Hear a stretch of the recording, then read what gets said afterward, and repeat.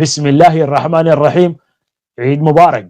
وجمعه لحظة بشا جون سنة الله كن لباتن يشن أو كبهجن طبعا كبشا ذو الحجة سنة كن أفر بقول أفرتن يلح تاريخ الهجرية كسو دوادا مركلة يبرامجكي ورر كما أنت قضبضا أن إذي كوهينانا وحا كمدا تضبادي كدب مركي مريكن كي يحوتينتو أي قاتين هشيس حبة جوجنا أين كل واقين إلا جاري هشيس كاسي waxaa si tartiiba u soo baxaysa xogta ku aadan sababaha Mareykanku u go'aansaday inuu qaato rasaas joojin taasi oo ku timid markii uu caal waayay kooxda reer Yemen. Haddaba ma dhaba in Xuutiyiintu ay suurta geliyeen in ay qalqal geliyaan ciidanka badda Mareykanka oo lagu tiriyo kuwa ugu awoodda weyn caalamka. warbixin iyo falaqayn arrimahan ku aadan ayaan idinkugu soo gudbinaynaa qaybta dambe ee barnaamijka ee xubinta falaqaynta. wararka kalena waxaa ka mid ah Gaza. Israa'iil waxay sii wadaa duqaynta iyadoo lagu soo waramayo in duqayntan ay tahay mid aan kala sooc iyo kala joogsi lahayn kadib 48 saac la soo dhaafay. ciidanka Israa'iil si ba'an ayaa loogu xanuujiyay furimaha dagaalka iyadoo xoogaga iska caabintu ay la soo baxeen xeelad dagaal oo muddo dhow aysan adeegsan. arrimahaasi waxay dood iyo falaqayn adag ka dhaliyeen warbaahinta Israa'iil.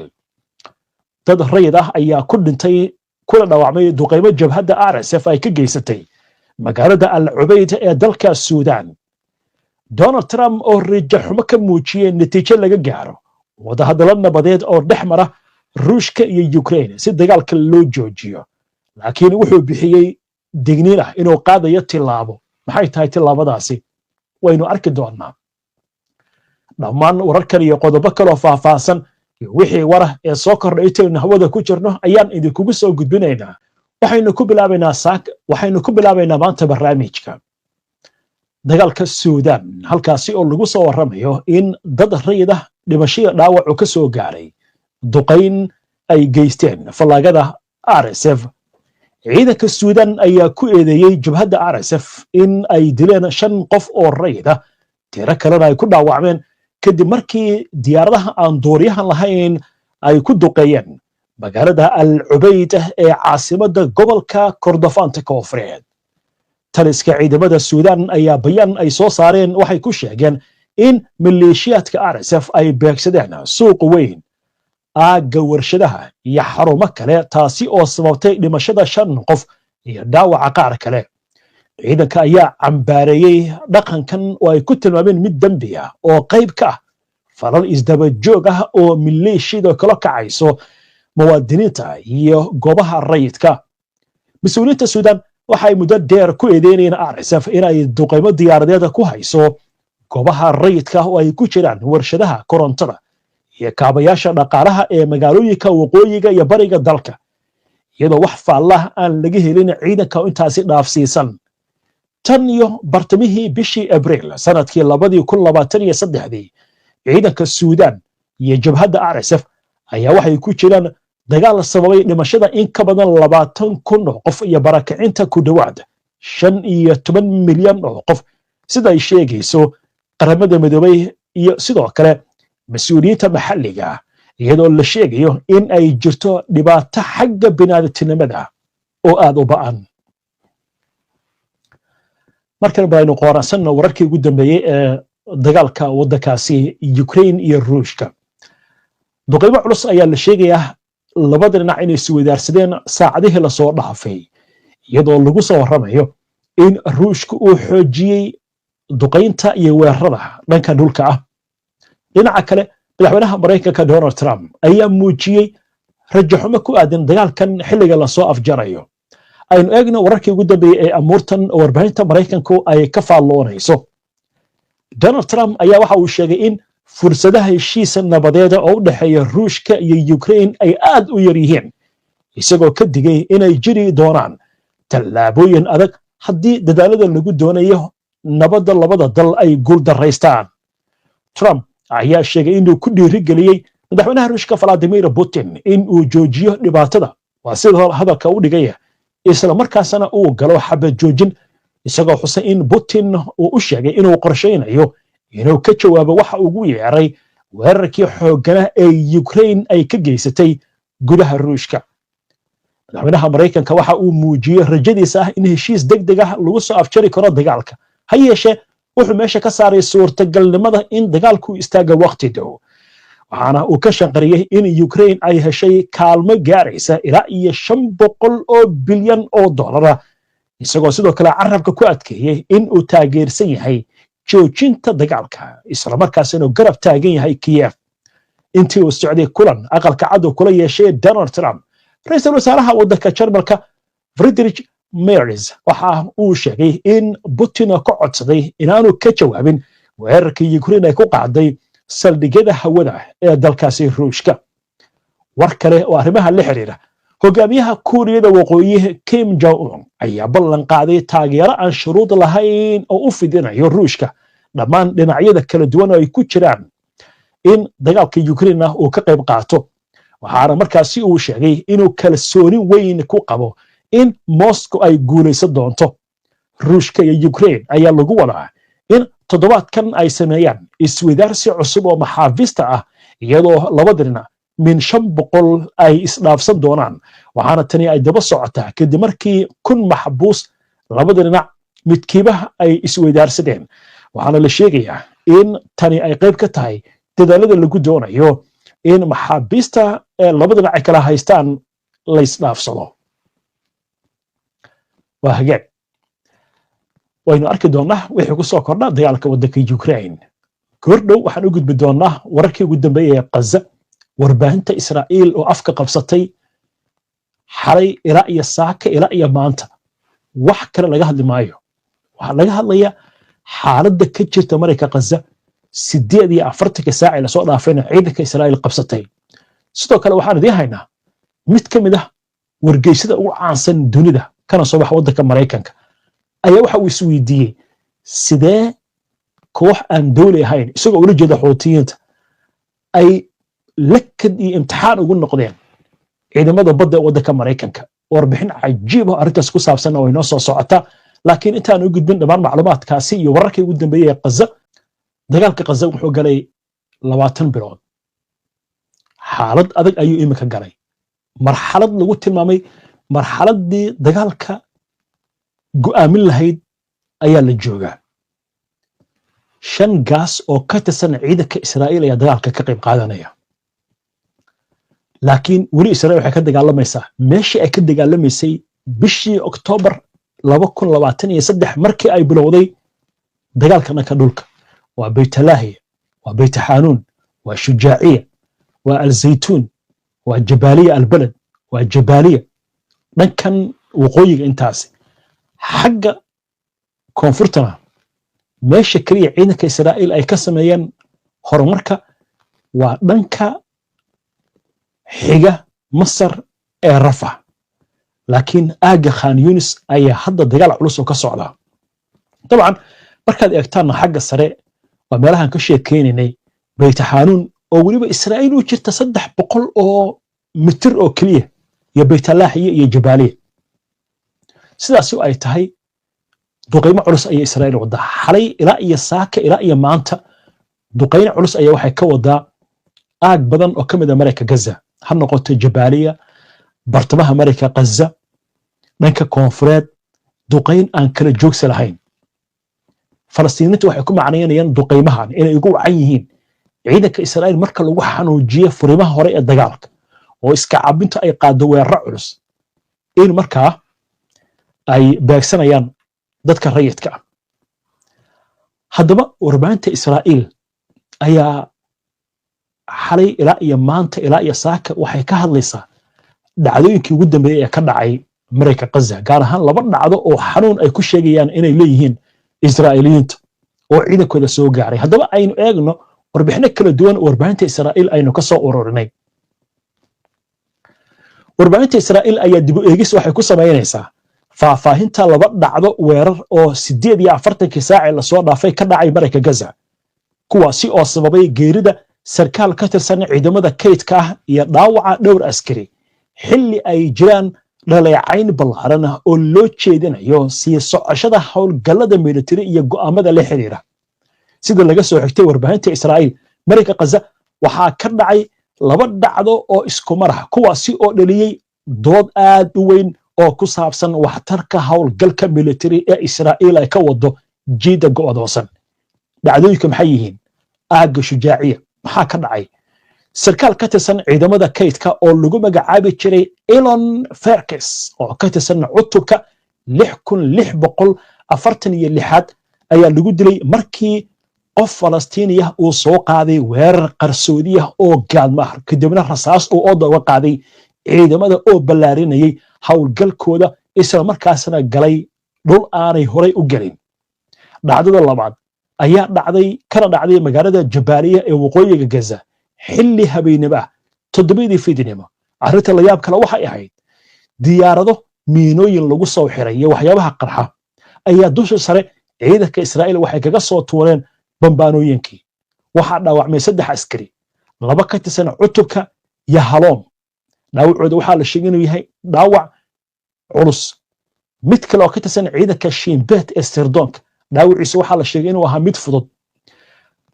wariye lagu magacaabo Ned Zakh Jabir oo ka tirsan telefishinka Kanaal 12 ayaa ku tilmaamay dhacdada labaad mid aan caadi ahayn, isagoo carabka ku adkeeyay inuusan xasuusan karin dhacdo dhow oo diyaarado qaraxyo lagu soo xiray oo sidan oo kale iska cabinta u adeegsatay.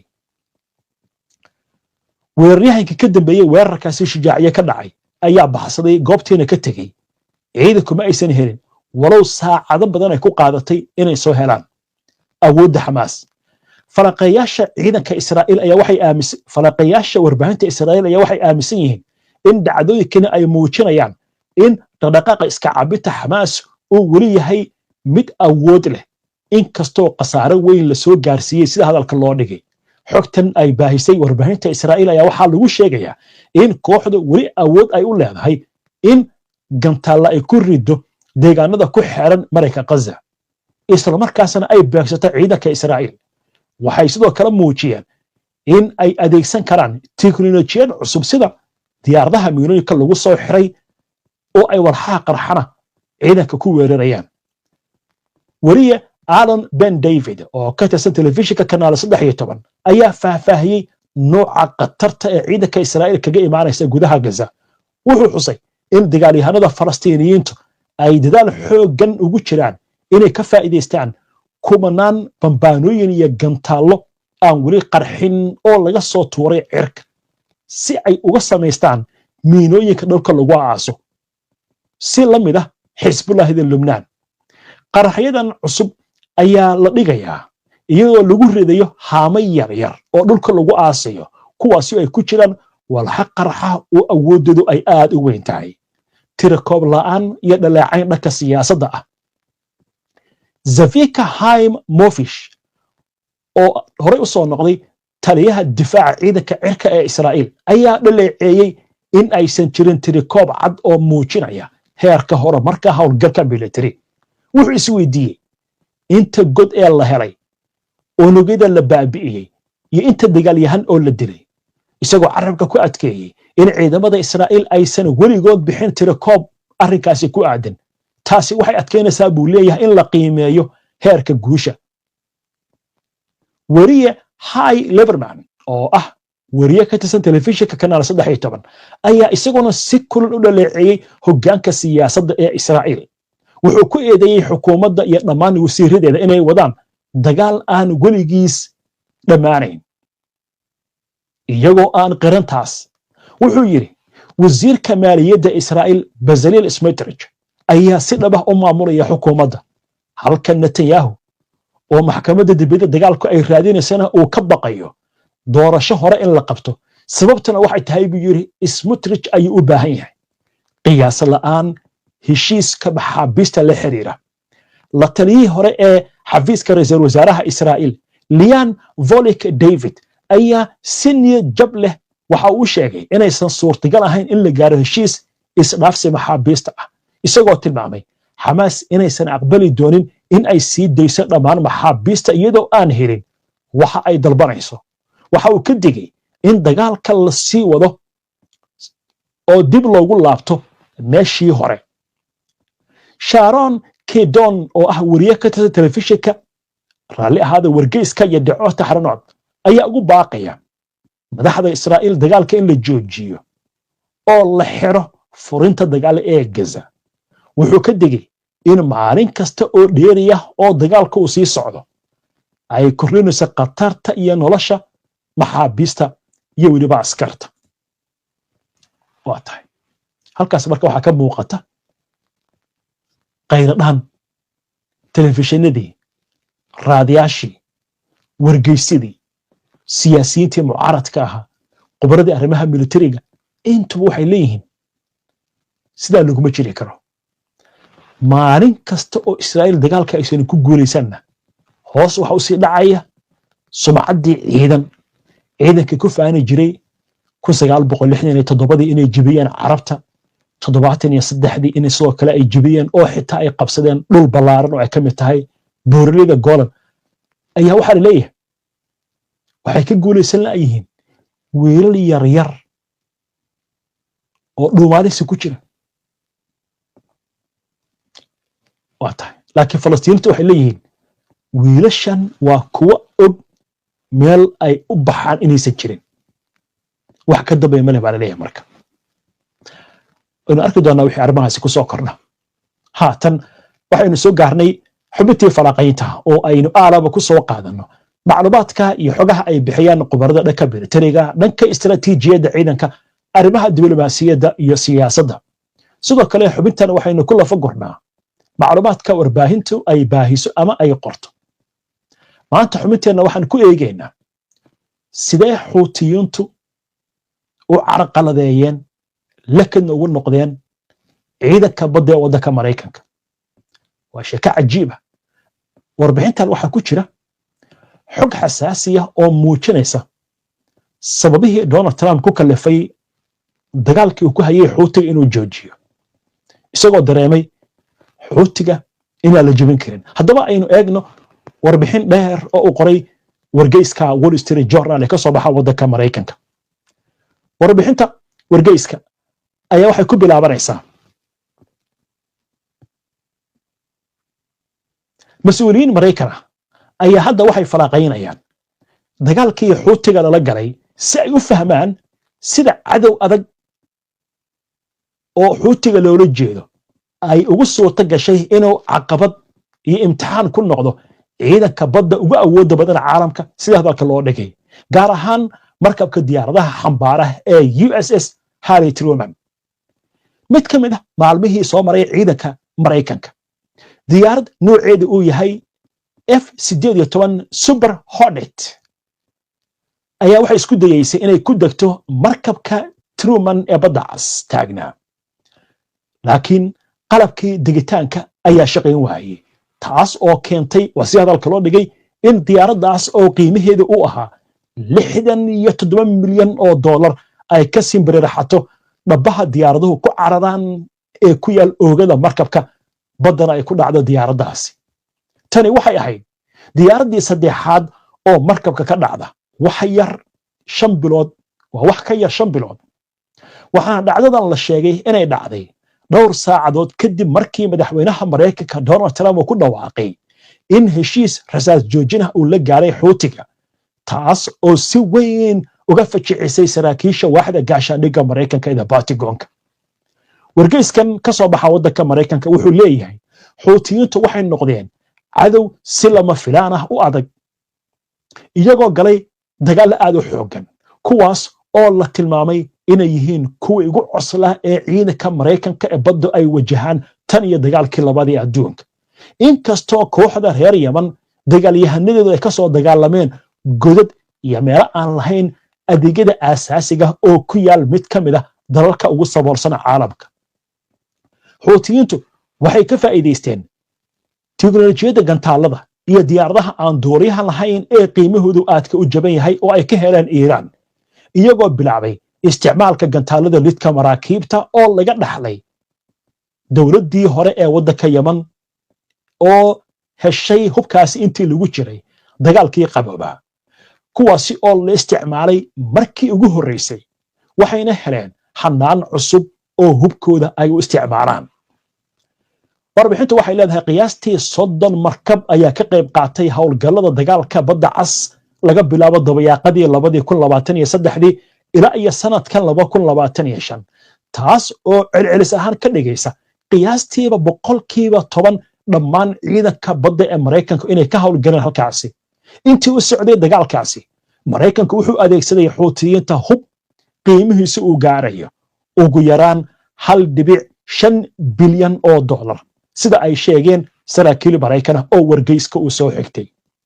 wargeyska Wall Street Journal wuxuu leeyahay in kastoo ciidamada badda Mareykanku ay burburiyeen, waa si hadalka loo dhigay, intii badnayd hubkii Xuutiyiinta, haddana waxay ku guulaysan waayeen yoolkooda dhanka istiraatiijiyadeed oo ah in dib loo soo celiyo amnigii badda cas iyo in maraakiibtu si xorriyad ah ay u maraan, halka kooxda Xuutiyiintana si joogto ah weli ay u duqaynayso Israa'iil.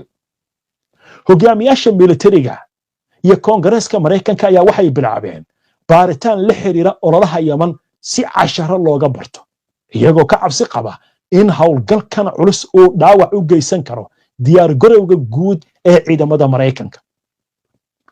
waaxda gaashaandhigga ee Mareykanka ee Pentagonka ayaa sidoo kale waxay baaraysaa khasaaraha diyaaradaha iyo isku dhacyada kale ee ka dhacay badda cas oo lala xiriirinayo qaybaha markabka Truman, waxaana natiijada la filayaa in la helo bilaha soo socda. sida wargeyska uu sheegay, dirista ciidamada la dagaalamay Xuutiyiinta waxay hoos u dhigtay kaydkii military iyo qalabkii loogu talagalay howlgallada Asia ee looga hortegayay Shiinaha, waxayna keentay dib u dhac ku yimid jadwalka dayactirka maraakiibta qaada diyaaradaha. saamaynta la xiriirta faafitaanka ciidamaduna waxay socon doontaa baa leeyahay sanado badan. inkastoo khasaaruhu uu dhacay, saraakiisha Mareykanka ee baddu waxay rumaysan yihiin waa ciidamada badda in dagaalkii ay la galeen Xuutiyiinta uu siiyey khibrad dagaal oo qiimo leh oo aan la soo koobi karin. dagaalka ka socda badda cas ayaa Pentagonka waxay u aragtaa tababar hordhac u ah oo loogu diyaar garoobayo dagaal ka daran, kana adag, kana saamayn badan kana la galay kooxda Ansaarullah ama Xuutiyiinta. dhinaca kale, Xuutiyiintu waxay heleen awood weyn tan iyo markii ay qabsadeen inta badan waddanka Yemen qiyaastii 10 sano ka hor. wargeyska The Wall Street Journal waxa uu sheegayaa in tan iyo markii uu bilowday dagaalka Gaza, kooxda Xuutiyiinta weerar ay ku haysay magaalooyinka Israa'iil iyo maraakiibta gooshaysa badda cas. Xuutiyiintu waxay weeraradii ugu horreeyay ee diyaaradaha iyo gantaalada u adeegsadeen markabka USS Carney 19 bishii Oktoobar 2023, waxaana dagaalkaasi uu socday muddo 10 saacadood ah oo ay dagaalamayeen ciidankii Mareykanka iyo Xuutiyiinta. weerarkaasi wuxuu la yaab ku noqday ciidankii saarnaa markabka.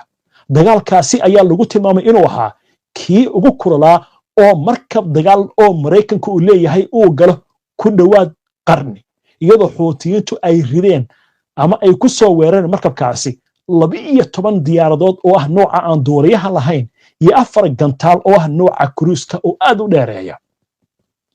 markii Xuutiyiintu ay ku goodiyeen inay kordhiyaan weerarada, ciidamada Mareykanka ayaa waxay la tacaalayeen caqabado dhanka sahayda ah, gaar ahaan maraakiibta wax duqeysa sida markabka Carney oo aan geli karin dagaal muddo 2 toddobaad ah, maadaama uu u safri jiray badda Mediterranean-ka si loo cusboonaysiiyo ama u soo cabaysto hubka, halka wadamada deriska la ah Xuutiyiinta ama Yemen ay ka baqeen bartilmaameed inay u noqdaan kooxda reer Yemen. ugu dambayn, Pentagonka ayaa awooday inuu isticmaalo dekad ku taal badda cas oo aan la sheegin magaceeda iyo waddanka ay ku taal, taas oo sarkaal Mareykan uu ku tilmaamay mid wax ka bedeshay xaaladda, maadaama ay u suurtagelisay maraakiibta Mareykanka inay helaan sahay iyagoo aan ka tegin aagga dagaalka. howlgalka degdega wuxuu saamayn ku yeeshay ciidanka badda, kuwaasi oo ku qasbanaa inay feejignaan joogto ah muujiyaan maalin iyo habeen, maadaama ay si joogto ah u ahaayeen bartilmaameedka Xuutiyiinta. sidaas darteed, markabka USS Eisenhower wuxuu sameeyey hal safar oo gaaban 7 bilood oo dagaal uu ku jiray. inkastoo ciidanka badda Mareykanku ay horay u shaqayn jireen ugana soo howlgaleen deegaano la mid ah kuwa sida gacanka Faris ee Iiraan ay ku dhowdahay, haddana dagaalka jabhad sida ansaarullahida yaman ayaa aad uga adag sidii loola macaamili lahaa dowlad rasmi ah ayuu wargeys ku soo gabagabeeyey warbixintiisa. waa gartay halkaas marka maxaa ka cad maraykanku inuu maaro u waayey xuutiga oo uu yiri intaan ka badan marada ka dhacaysa. maxaa warbixinta ku jirtay maraykanka inkastoo meelo badan ka soo hawl galay ciidankooda laakiin kuma guulaysan karin dagaal ay la galaan koox aan dawli ahayn. sababta maxaa loola jeedaa marka khubaradu waxay leedahay waxaa loola jeedaa xuutiga saldhig ciidan oo la weeraro, talis hogaamin oo la weeraro, xeryo ciidan oo la weeraro, xarumo gantaal ayaalan oo la weeraro ma leh.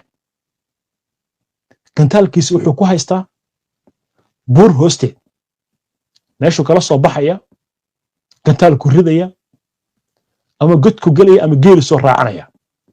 maxaa ka qaadi kartaa macnaha arrinta marka waxaa leeyahay maraykanka way ku adkaatay. waxaa la isweydiiyey 1 bilyan waa 1.5 bilyan ayaa ku baxday.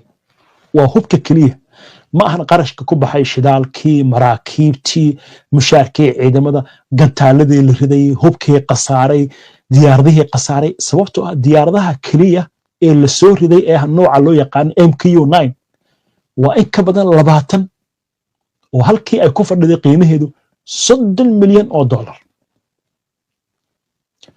diyaaradan casriga marka waxa leeyahay meeshan waxa ka dhacday maraykanka inuu yiri marada iyo sakaa dhicin.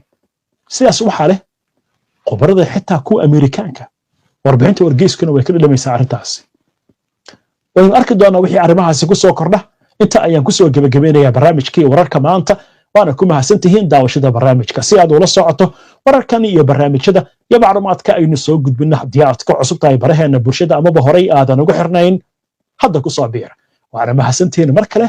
ciid wanaagsan, nabadgelyo.